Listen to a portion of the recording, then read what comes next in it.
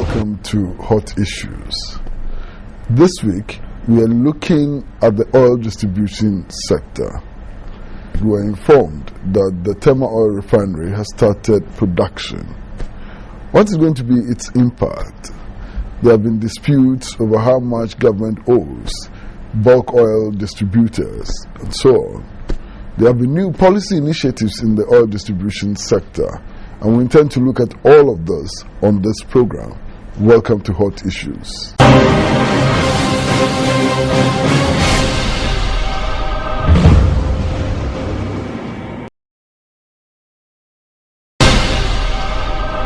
Hello and welcome to Hot Issues. As I indicated, we are looking at oil, its distribution, its impact on the economy. Indeed, we are looking at claims and counterclaims from government and the bulk oil distribution companies. And we're looking at the impact of the re-engagement of the Tema oil refinery and so on. And we are privileged to have with us in the studio today Mr Senyo Hosi, who happens to be the Chief Executive Officer of the Chamber of the Bulk Oil Distribution Companies. So you're welcome to the studio. Thank you. What is the general situation now with regards to the distribution of oil in the country? Well, the general trade structure still stands. We have different petroleum service providers. We call them PSPs. You have the refineries who are able to refine crude and sell it through BDCs or through OMCs. You have BDCs who are allowed to import refined products and then bulk sell them to oil marketing companies who in turn also retail that to the general public. So the Totals and the Shells that you always see, or the Glory Oil or the Allied Oils you see are the oil marketing companies, but they get their offtake through BDCs or from a refinery. Yeah, still, what is the complaint that you have been making? I'd like you to restate your complaint. You've been making a lot of complaints over the last couple of months. What is the complaint? I wouldn't call them complaints, really, Kwesi. I think it's been more of how we can move the industry forward in a way that is not disruptive to the economy. I think we've been out there advocating against subsidies. We think it's quite burdensome on the economy, and more importantly, it's hardly budgeted for, and that has negative implications for the commercial viability of our businesses and also our ability to honor that strategic service to the economy.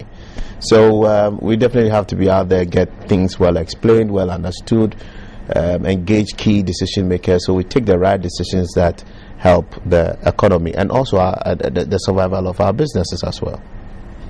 Well, I'm just wondering what your interest would be if government decided to, for example, subsidize petrol. What's your interest? I don't think that's an issue of national policy. Fantastic. Which is beyond your remit. I absolutely agree with you that that's a policy decision. But if you want to embark on a policy decision, you should be able to go through it all, and you have the capacity to undertake that. You cannot just be who you are not just simply because you will it. And if you really want to give something, you must have it. And if you don't have it and you want to give it, you can't do so in a way that disrupts another player's ability to serve the same economy that we are all trying to work with. Talking about the government's indebtedness to the BDCs and how to redeem that. Shouldn't that be your focus? I think that in a very simplistic fashion, that wouldn't be out of place. You owe me, pay me. You okay? But I think that we equally have a responsibility to be reasonable and responsible participants and citizens in the economy. You should always remember that this industry remains practically the only major industry that is largely led by the indigenous entrepreneur. You look at the mines, it's really gone. In the ports, they are gone. Even cocoa is heavily being invaded. The only thing that you find still with cocoa is that the farmers themselves are still really Ghanaian. But the major traders, you take PBC out. So the major economy, the is largely gone. This is the only one we really have. Upstream petroleum is largely dominated by foreign investors. So this happens to be the one that is that significant that you have entrepreneurs. So we have a responsibility to grow them. And we also as players have a responsibility to pursue that which is good for the economy and sustainable. So if you have in a budget, say 50 million cedis, and you want to subsidize 600 million, or you want to subsidize 1 billion, I get concerned, because when you don't have the funds for it, I bear the brunt for it. And when I bear the brunt, I yield on debt. And with that, I equally have viability questions that will be posed to me. And if I also can't serve the economy and execute a mandate that makes me relevant within the space, consumers suffer, like we experienced in June. So you see that yes, it's a policy decision, but if the policy is not really well backed, I always see the end. That also has me in there. It's like you being the father at the home. But in June, what happened was not the result of subsidy. What happened was the deliberate effort to withdraw product to create a shortage in order to justify an increase. That's what happened in June. Absolutely not. One thing we all need to know, at the BDC level, we do not make an extra gain or loss. No, in June, for example, I'm telling you. For example, Bust indicated that they had stocks. And in the midst of the shortages, given the public outcry, within 24 hours, without importing any product, the market was flooded. Exactly. You see, so it was a deliberate effort to create a shortage. Not at all. It's because the industry is not well understood, and probably this may be an opportunity to explain that. You know, in time past, Agocracy, what we used to do was to transfer money before products are shipped over. Then we moved to letters of credit, and it has to be what they call LCs at site. Then we said, no, let's create credit out of that, because it creates space for the central bank and everybody to manage the forex inflows and outflows. Our trade is about $4 billion a year. So if you're able to manage credit for just a quarter, you have injected about $1.2 billion US. That saves the central bank from so much pressure. So we did that. So it comes and we issue an LC ahead of time, but that also created pressure on the banks, because when they issue an LC for about $1 billion as an economy, they don't get space to issue an LC for cars, an LC for every other thing that we need. So we thought, okay, let's engage our traders, our international suppliers more. With time, we've built confidence with them that we are reliable and credible people. So you know what? Ship your vessel, ship the cargo. When you get to the port, then I'll issue the LC. So we don't have to block what we call the LC confirmation lines for long, which also deprives other sectors of the economy access. You're talking about what happened. No, I'm just to give you history. I'll come there. The initial supply which was released was from the reserve. Not reserve. That's also not true. It is true. No, it's not true. It is true. It is absolutely not true. That's what I was breaking it. Let me finish. Okay, you so we moved to that form of trade. Then we also started having issues with issuing confirmed LCs. So we did better our negotiations with our international suppliers. So what they did was to move cargo in tank. So to issue you a holding certificate, you haven't paid for it. So it's like what you have with regular trade called collateral management. Your cargo can be in the warehouse, but you can't access it till you pay, or till the credit arrangement you have is honored. So you had things in tank. We had some in tanks like the Tema Tank Farm, the Tema Fuel Company, and also the bus system. So when we had... My brother, those who are listening to us talk know the facts. And also that's not true. I think we have a responsibility to educate them. Prior to this, if you read the graphic article, there was something about lock and key. Hold on. We also had the opportunity to interview the chief executive of Bust in this studio. He was sitting in the very chair in which we are sitting. I'm sorry. Can I finish? Long before government reached an agreement with you, 2 days before government reached an agreement with you about LCs and so on, Bust was releasing products onto the market. That's an absolute falsehood. If you care, to know, there has been no strategic stocks in this country for a long time, probably until recently when GMPC through and then Go Energy and Boss brought in something. So there was nothing. The strategic stocks that you've always had in this country have been held by BDCs, funded by BDCs at no cost to the state. I don't do politics. The boss MD is a politician. I don't do politics. So if he says so, doesn't make it true. I have few media friends who, on the day that there was the story of strategic stocks being released, went to Boston and saw nothing and said strategic air. There's nothing. So you're saying that government lied when it said that I would not. Stocks. Well, for you to say that we deliberately did that, then I'm not saying you did. No. You said it was a conscious thing on the side. But I'm not saying that you did it. Well, who has the responsibility for supplies? Listen, the state. Listen. I'm saying that there was a deliberate effort to create a shortage. By who? I didn't say. Okay, and I was cautious enough not to say. Well, that's fine. that's a nice one. We have that responsibility to make products available on the market. I will not hold on to products when I can sell. Because every single time I hold on to products, the market moves and I lose. Hold on. Government said that it was releasing strategic stocks.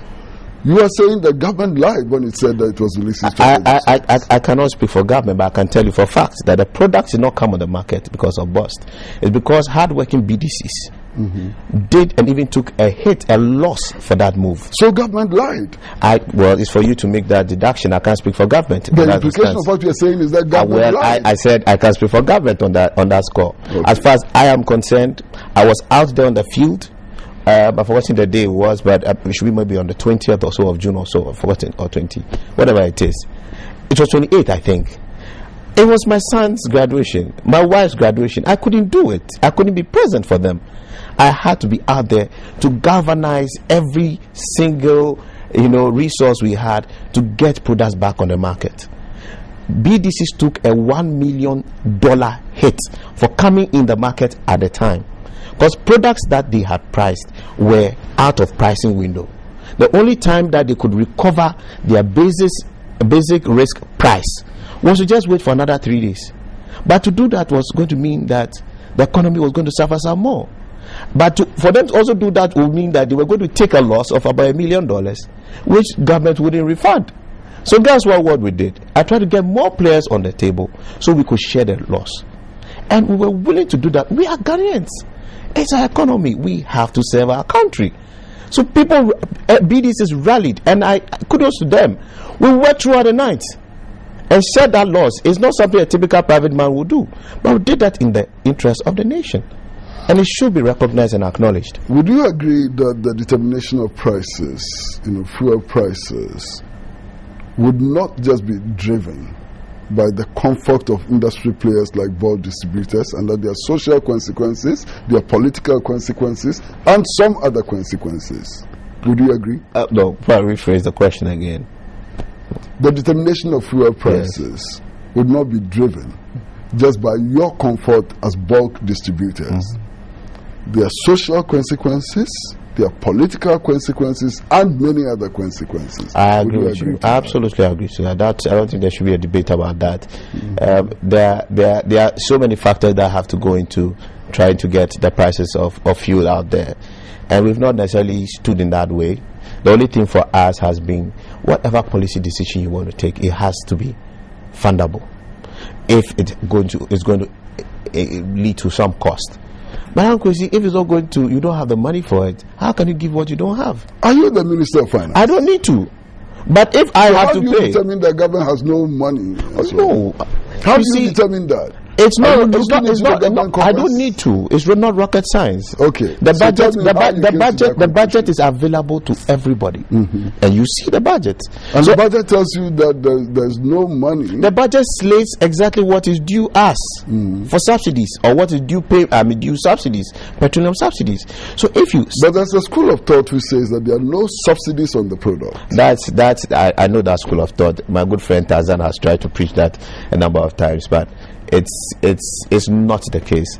It was the case some time back, and because of the transparency, the lack of transparency or information around our industry. Our industry needs to be demystified. I'm sure that you are very familiar with the price buildup. Of course, I have to. Okay.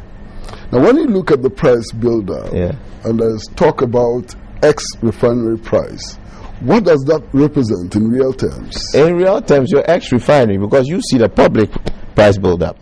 I see something more than the public price buildup. So the ex-refinery that price you see is an FOB price which is predetermined per windows. So for instance, for the 1st to the 15th of January, the prices you see at the pump, we use the average international market price of the 12th of December to the 26th of December to fix that price, plus a premium that is supposed to cover a BDC's freight cost, his supply chain cost, his financing cost, because it's a full cost recovery model. So that's what's structured. So for you as a BDC, whether prices are increased at the pump or not, it has nothing to do with you. You only take that average international price plus the premium that's predetermined and fixed by the MPA. Then after that, let me learn, because you are talking about XREF. So that gives you one part. Then there's also a line that allows government to intervene to decide to subsidize or over recover. Okay, so if say it is supposed to be on the XREF that I refer to, the earlier one is supposed to be say 200, there could be another line of minus 20, meaning that government is going to subsidize and pay the 20, and then you will see the public one of 180. I see the price buildup. Yes, that's what you get to see. So a few things happen before you see what you see. No, I see it. I used to work in the industry and know what I'm talking about. The industry has moved on. Don't worry about that. When you see the ex-refinery price, it is stated that it is ex-Rotterdam. What does that mean? Oh no. You see, when you refer to, you're looking at Antwerp, Northwest Europe, really, we don't say ex-Rotterdam anymore, because you're looking at all the price build-ups over the last 10 years and so on. If you go back to your office, go and check. It's stated there, ex-Rotterdam. Like I said, that's what I said. The market has moved on. When did it move? Well, it's moved on for probably since I joined the industry actively. Probably about 5 years ago. Okay, we had moved on. You don't see ex-Rotterdam anymore. Okay, but when did you used to say ex-Rotterdam? What did it mean? You are looking at the prices from Rotterdam, which was a good reference market. You had Antwerp, you had Rotterdam as well. So they all form. There's a third one, the ARA, the another A one. So they all form the Northwest Europe one. But it means that if you buy cargo from Rotterdam, just at the shore, without when you load it onto the vessel, without paying for the vessel, what would the price be? And that's the same as the FOB price. So that anytime you saw a price build-up which had the indication ex-Rotterdam, it's an assumed price. It's an assumed market reference. Assumed price. It's not actually even an assumed one. It's an actual market reference. But it's assumed. You can't say assumed, because there are actual trades that happen on the international market that you now have accepted to benchmark yourself against. It's a benchmark, so yes. It's assumed, isn't it? When you say assume, when you say assume, because these are actual trades. Because it's not the real price at which the crude is bought. No, okay. Another correction. From our end, we don't deal with crude. You deal with crude when you want to refine. So you actually deal with refined products. Hold on. Don't try to. I'm saying that when you see the price, the market has moved on. No. So let's take it easy. Next time when you see the price, this thing about the price, the market has moved on and so on. Don't try it, because I understand the industry. Anytime you see the price build up, you see ex-refinery. Yes, ex-refinery. So for us, the consumers, in terms of pricing and so on, that ex-refinery is important. Let me explain what you mean by ex-ref here, because you're more referring to our refineries here. In time past, we used to have a cost plus model for determining prices here. The cost plus was actually benchmarked to TOR. So TOR, whatever their cost was, plus whatever margin, will determine the price. No, hold but on. But the industry has moved on. Thank you. I say time pass. Hold on. I'm going to let you understand why you have ex-ref. Yes. So we moved on from that. So we can't take ex-refinery TOR. So we wanted to now get TOR to now move to import parity, because it had to be as competitive as any refinery in the world. So you don't have TOR passing on any form of inefficiency to consumers. And I think it was after a World Bank, study and an advice or so. And TOR had to downsize and restructure itself to become a bit more efficient. Because if you imported products into this country, paid all the supply chain cost, it was more expensive than if it had been refined here. So that was a problem. So TOR had to improve its processes, and we moved our pricing from cost plus to import parity. So the ex-ref term is refinery at import parity. You know the industry better than I am. I do. You are an operator in the industry. You understand? And you do know as a fact that nobody buys crude at spot market world prices. You know you'd likely be doing it on the futures. Exactly. So you know that. Yes. So when there's an assumed price, well, that's what you mean by assumed. Reality. Let me put it this way: not necessarily. You may choose to buy spot. Trading, there are various options for trading. You may choose to trade on the futures. You may use to trade spot. Who buys? Any government buying crude? I can't speak for governments. I can't speak for governments. I can speak for traders. Yeah, but a trader for any reason. Hold on. When we are talking about the price build-up, we are not just talking about bulk distributors. Yes. We are also talking about government. Absolutely. Because there are taxes and all that inside. Exactly. Hello, welcome back to Hot Issues, and we are looking at the problems of the bulk oil distributors. We are looking at the industry generally, and some of the difficulties that the industry is encountering. And we are particularly privileged to have with us Mr. Senyo Hosi, who is the Chief Executive Officer of the Chamber of the Bulk Oil Distributors. Before we went on the break, we were haggling over the ex-refinery prices and so on. Now, beyond ex-refinery, what happens with the pricing? What are the other ingredients? Beyond ex-refinery, there are taxes and there are margins. There's also a UPPF fund that is intended to make sure we have prices stable across the country. As you are aware, most of the products come through the shore. So if you want to factor in distance, and everybody will have to take care of itself, the northern sector is likely to pay more. And if you look at the economic situation you have, that's quite an imbalance. So it's one of the very good policies I think the government introduced some time back, and I congratulate them for thinking that deep. The taxes are revenue, aren't they? They are revenue, yeah. They are revenue. Of course. The levy, some of the levies are revenue. Of course, absolutely. Now, so how could you be selling any product and be making a profit on it and still be claiming to be subsidizing? Well, taxes don't come to me. Unless, of course, you're talking about government. I'm not talking about you. The subsidy, the claim is that government is subsidized, and you have been championing that cause. My question is, how can you be selling any product and be making a profit on it and still be insisting that you're subsidizing? When you talk about profits, I want some clarity. Who is making profit? Are you talking about government making profit?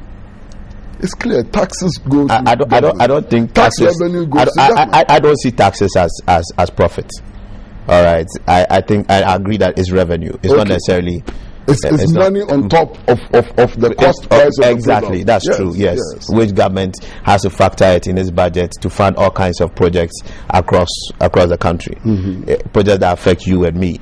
and those are decisions that governments have to take. Those are not my commercial decisions. And once you have a parliament that sits down and approves those taxes, I see them as mandatory, and I cannot even have a discussion on that, because it's one but that. But you are insisting that there are taxes, there are subsidies on the product. No, the subsidy. So show me where the. I will show you where the subsidy are. Yeah, the subsidy show me where the subsidy. The subsidy is not the tax. The subsidy starts with your ex-ref. The ex-ref that you compute all your taxes on has some part already been intervened by government. Yes. In time past, yes. Today, no. All right. In time past, yes, heavily. And the sums were huge enough to build a whole new refinery, and possibly bigger than the revenue. I have to be honest with you. Absolutely, yes. If you want to know that for fact, yes. But can you give us the actual figures? I don't think I want to discuss government revenue really and give you those figures. But I can let you know averagely what there is. I can share with you what there is on a monthly basis. As to what they would have accumulated in the past few. I don't think I want to share those numbers necessarily. On a monthly basis, you have about 40 million that used to be accrued. If you look at the current tax rates on a monthly basis, then you also have the new tax, which is the special petroleum tax, and that's quite significant, between 120 and 140, because that's also a bit ad valorem. It's dependent on the price of all the products. The higher the prices, the higher the tax amount. So that's what you can get now. But for in the past year, what you were just going to see was about 400 million cedis on a monthly basis, and also dependent on what volumes. 40 million cedis, sorry, on a monthly basis, dependent on the volumes that are sold. Now, for us to determine whether or not there's a subsidy, don't you think that it is absolutely I was going to give you one small information. Absolutely crucial to get the figures. To get the figures, the total revenue, the so-called subsidy, how much it is, and so on. Isn't it important for us to get the figures to examine? No, I've shared information with you. Let me tell you. The under recovery in just 2 months of July, the first 2 months, was just 90 million. How much revenue would government have raised within that time? Was just 20 million maximum. When you talk about under recovery, what are you talking about? And that's what are you talking about under recovery of government revenue? What are you talking about? Under recovery of the product. Sometimes under recovery refers to under recovery of revenue. When we talk about under recovery in our industry and from players, we are talking about the cost. So we are talking about under recovery as Ghanaians. We are talking. When we're talking about under recovery as Ghanaians with petroleum, you are not really talking about taxes. You're actually talking about the cost of the product. I've heard officials talk about under recovery in terms of the revenue they expected they were not getting. That will be a budget variance, as in what they are targeted versus what they get. But when we are talking about the subsidies and we talk about under recovery, we're talking about the cost. If the cost of the product is 200 cedis per the formula that is predetermined, international, all that I told you, assumed. Let's use your. When you say assumed, it for us it suggests that there's no fixed tradable reference. But when you say tradable, it's a benchmark. Okay, so every benchmark is an assumed standard. Not necessarily. They are traded, so they are actuals. Unfortunately, but let's use your term assumed. Are we saying that there is a universal price for petroleum products that nobody can trade below or beyond? Are you saying that? No. Because they are negotiated. No, that's why I said that's what negotiated. That's why it's not assumed. They are traded. If I say 90 days, I would buy crude from you at $100, and you agree, or you say no, 95, and we exchange papers or exchange funds for that purpose today. It's a deal that's done. So it's an actual trade. It's not like we are assuming we will trade. We are already done with the trade. That's why I said they are actual trades, even though they may be futures oriented, meaning like you're looking at a future price that you're negotiating today.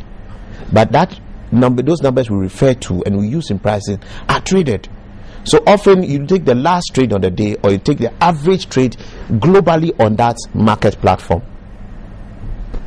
Okay, let's forget about the subsidies. Even though I'm convinced. No, let me give some. Let me explain something. Establish that. I was going to show you something. You referred to there being no subsidy. So I was telling you, if the international price plus the supply chain cost, whatever it is supposed to be say 100 cedis. All right. The XREF upon which all taxes and all that should be computed should be 100 cedis. But government says let's fix it at 80 cedis. It means I, the supplier, will not recover all my 100 cedi cost.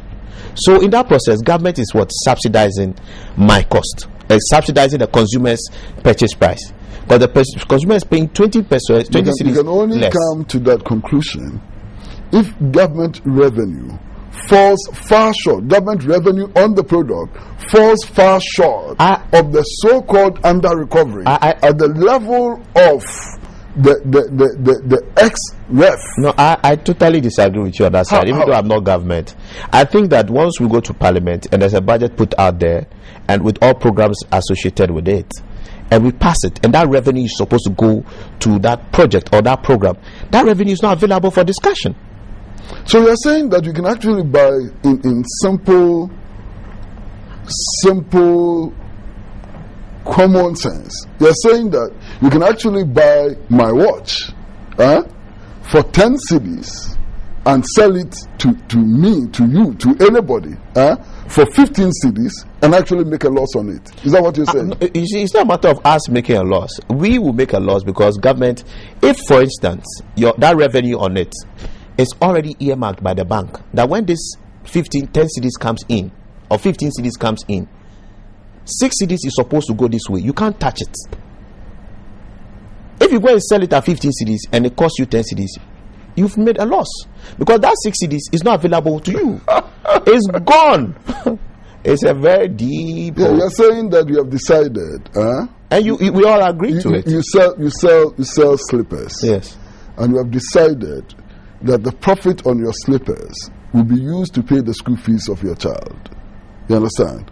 So you sell your slippers, you buy it at 10 cedis, you sell it for 15 cedis, you use 5 cedis to pay your children's school fees, and you have run a loss. You are subsidizing. No. What I'm telling you is that the thing costs you 10 cedis, all right? Yeah. And you have to go out there.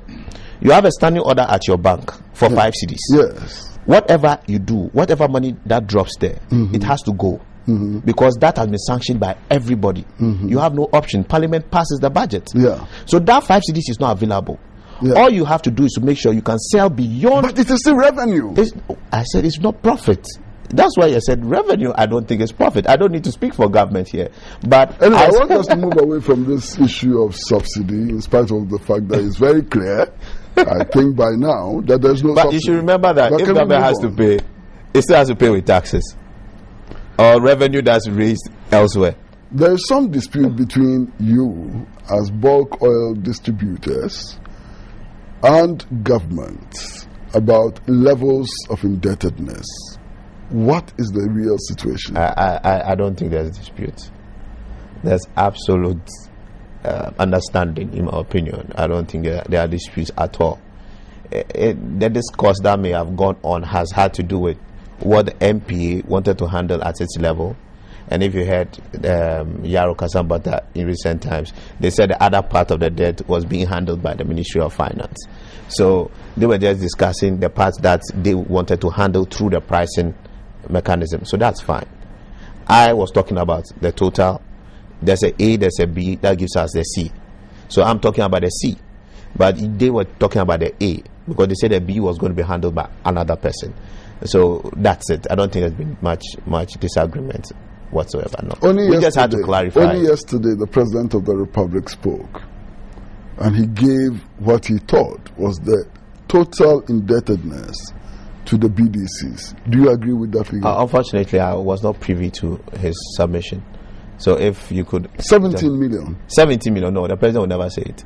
17 million, never. I'm going to ask my producers to bring us the relevant newspapers. That'll be very fine, but the President would never ever say 17 million. So what is the figure?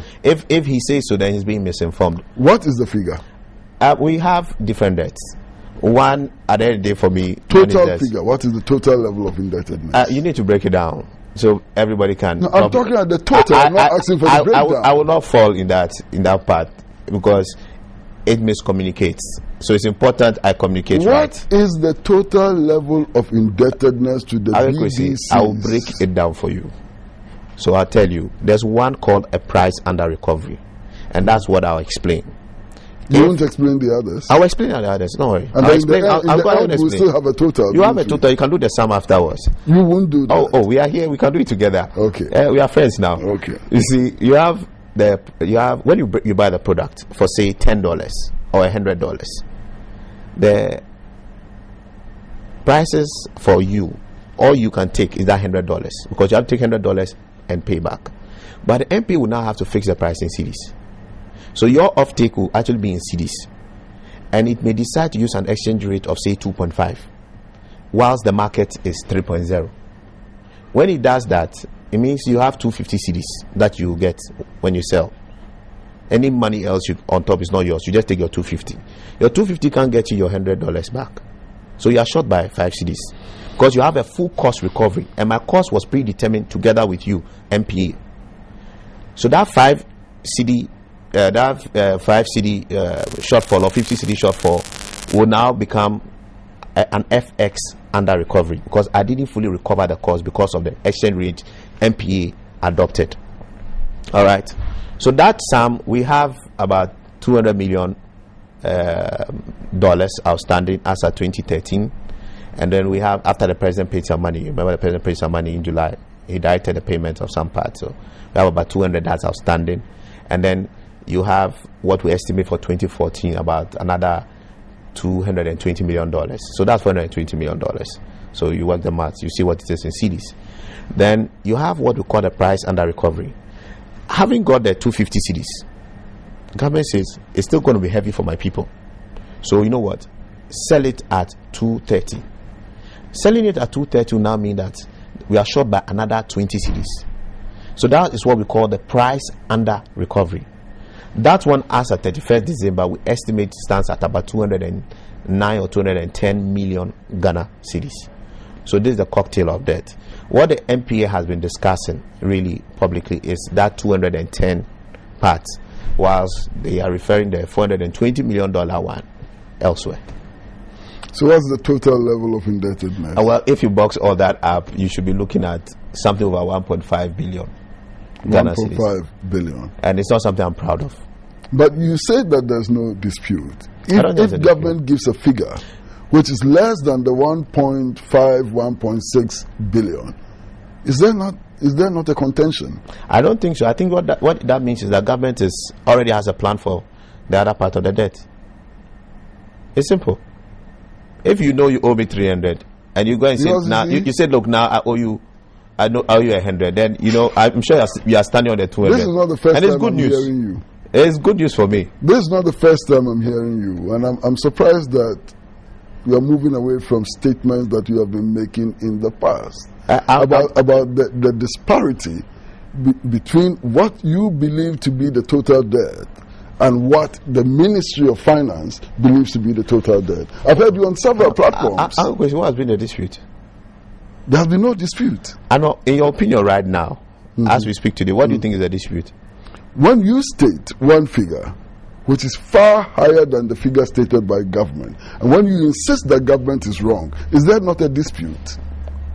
I don't think government, like I said, if you listen to Radio Gold yesterday, I didn't start listening to you from yesterday. Well, like I said, yesterday, it was very clear. MPA explained that they were not referring to the whole one. They were just referring to this part. So that was okay. But MPA is not the only authority speaking on this government indebtedness.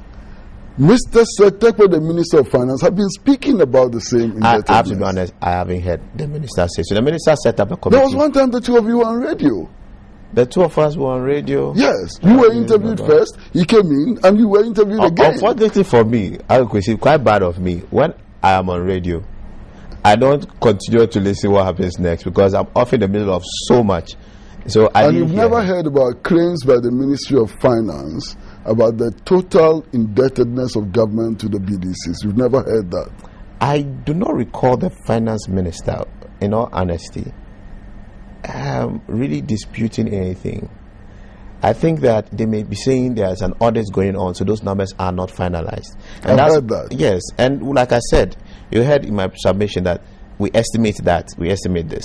Because some of them, there's still reconciliation to go on. Our 2013 FX position has been reconciled. A report is out. A part has been paid. So that's not in dispute. And the auditors were commissioned by the minister. So I don't see how we'll be disputing anything. The only reason why we actually came out was because of our bankers. When they heard the MPA position earlier on the 412, and they said they had halved all our debt, it sent apprehension. If one BDC alone owed 200 million, and you are saying all the BDCs now just have 200 million, then it means that somebody is swerving some money somewhere. It was chaos. Goodness, but you're saying the things. So I'm saying that we had to come in to clarify, and that's why there was some perception of dispute. And MPA came back to say. So you didn't agree on the figures. No, that's why you had to come back to clarify. It's not that I didn't agree with MPA backdoor as to what the figures are. I'm not using backdoor. I'm saying front door. What they had said on air was miscommunicated and misunderstood. And that's why we had to come and clarify it. Because if you owe me 10 for my banku, and you owe me 50 for my fufu, and you come out and just talk about 10, and my mother knows that I sold these two to you, my mother will say, hey, Kofi, you run away with my money. Oh. They have to explain, no, Uncle Kofi was just talking about the banku money. So there was a dispute about the figures, weren't there? I would say miscommunication, not dispute. Miscommunication. Hello and welcome back to Hot Issues. It's getting pretty hot than usual. And we are in conversation with my good friend Mr. Hosi, Mr. Senyo Hosi, who is the Chief Executive Officer of the Chamber of the Bulk Oil Distributors. And I want to make it lighter and I want to make it colder. Sir. Okay. What is the impact of the recent reduction in petroleum prices on your industry? Well, let me start this way and probably dispel their perception out there in the public. Crude has gone 50% down. Prices must go down 50%. It doesn't work like that. Crude is just but the key input, but not the only input in refining products. What we get into the market and what we benchmark pricing on is refined products. There are other inputs. When you look at the world market today, I think you just have about 30% from June. But there's been some introduction of other taxes. There's been the SPT of 17.5% that has taken a part of that 30% reduction. There's been some little reduction that the MPO also did in between time.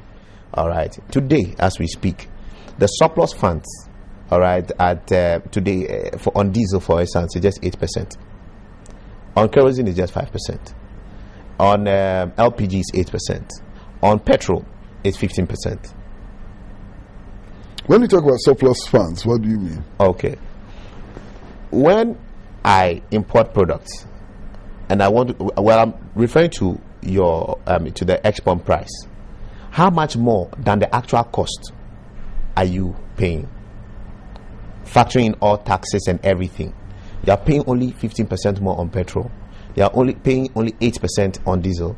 You are paying 5% on kerosene and 8% on LPG. That is after the taxes have been after collected. The taxes and everything. But why don't you factor in the taxes? I'm not government, so I can't discuss taxes. No, it's a question of arithmetic. It's a question of I don't agree, but I don't agree with you on that. I think government has set its revenue targets. There are programs tied to those taxes.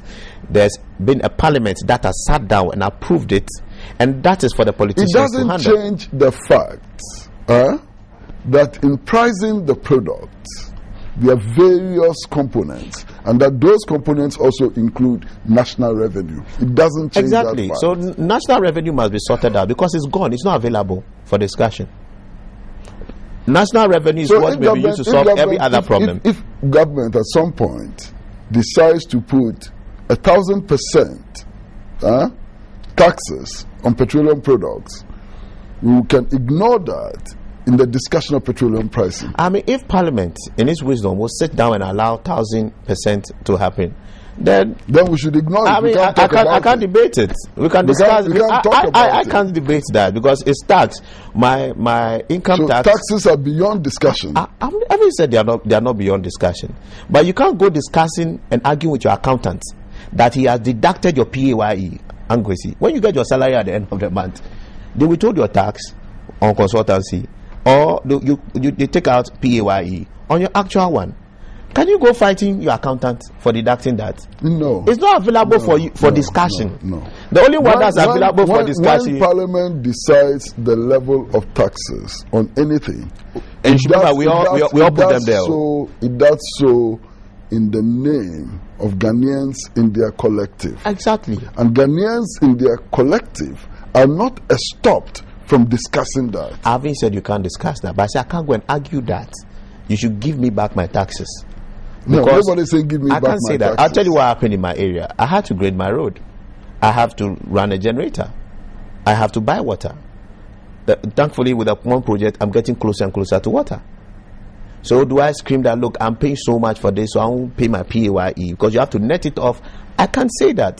I don't have that luxury.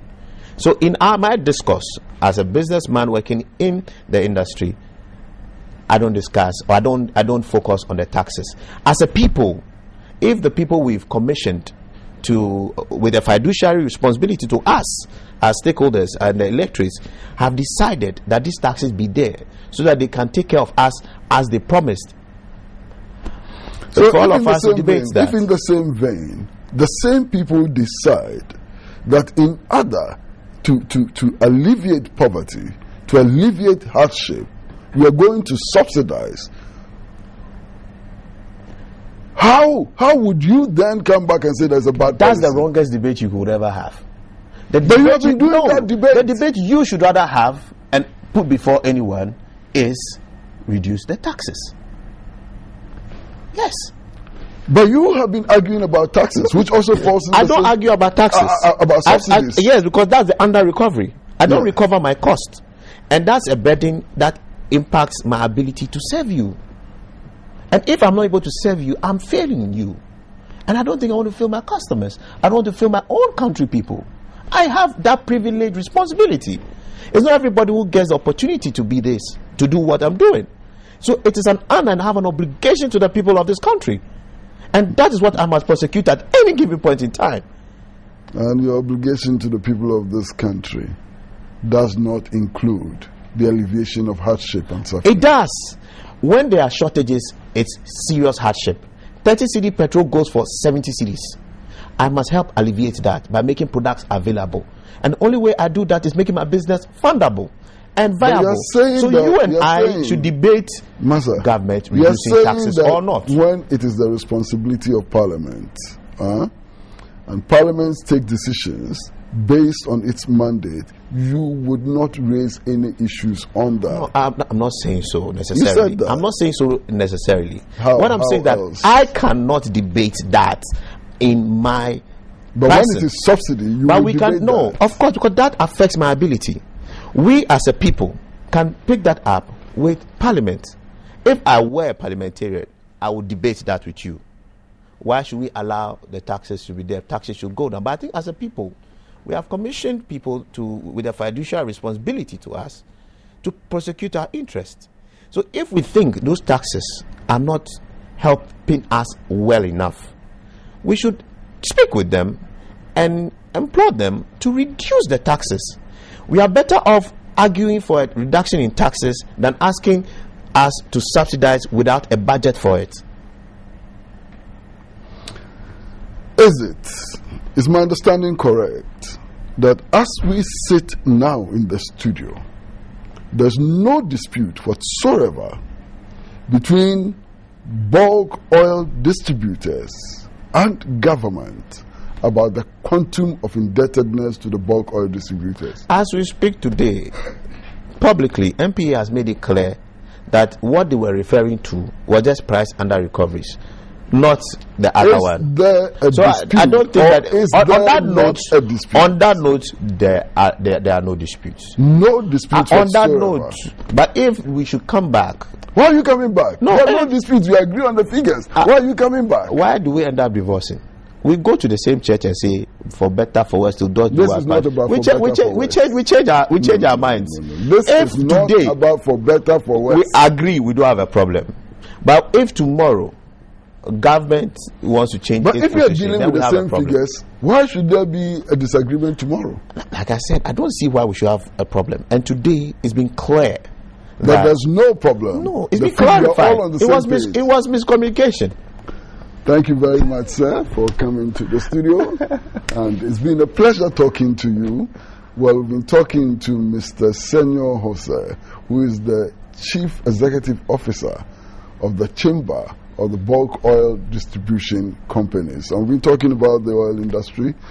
We've been talking about what he denies now, the dispute, or if you like, apparent dispute between government and them over levels of indebtedness and so on. I hope this program has been beneficial in exposing the facts for your own analysis at home.